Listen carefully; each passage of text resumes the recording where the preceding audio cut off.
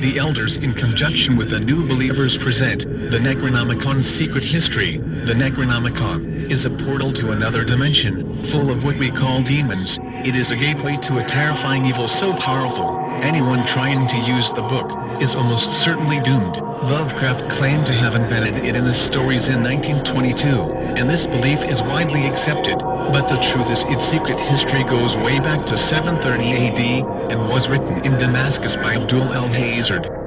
The word Necronomicon means the Book of the Customs of the Dead, or the Book of the Ezif, a word the Arabs used to refer to nocturnal insects, but it is also a reference to the howling of demons or jinn.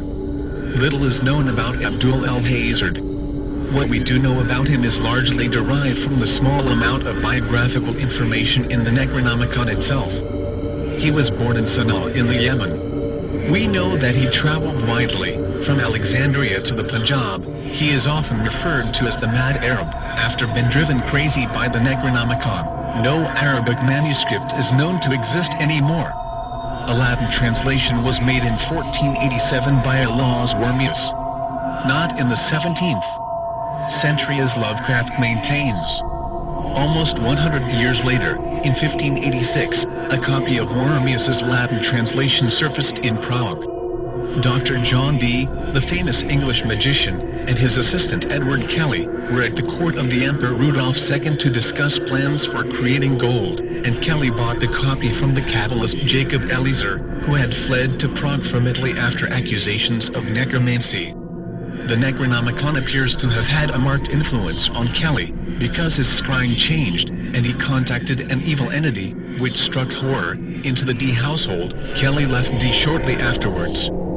Dee then translated the Necronomicon into English, but contrary to Lovecraft, this translation was never printed. The manuscript passed into the collection of the great collector Elias Ashmole, and then to the Bodleian Library in Oxford.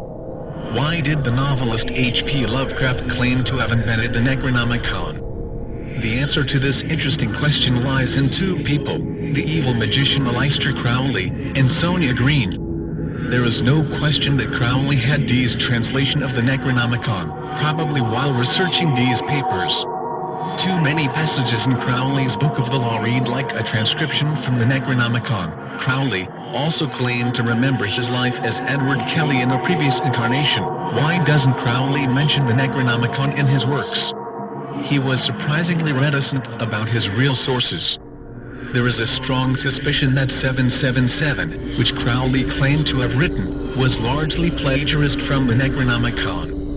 I suspect that the Necronomicon became an embarrassment to Crowley when he realized the extent to which he had unconsciously incorporated passages from it into the Book of the Law. In 1918, Crowley was in New York. As always, he was trying to establish his literary reputation. Sonia Green was a Jewish emigre with literary ambitions, and she had joined the Walker's Sunrise Club. It was there that she first encountered Crowley, who had been invited to give a talk. They met again on an irregular basis for some months. In 1921, Sonia Green met the novelist H.P. Lovecraft, and in that same year Lovecraft published the first novel, The Nameless City, where he mentions Abdul el-Hazard. In 1922 he first mentions the Necronomicon in The Hound. On March 3, 1924, H.P. Lovecraft and Sonia Green are married. We do not know what Crowley told Sonia Green, and we do not know what Sonia told Lovecraft.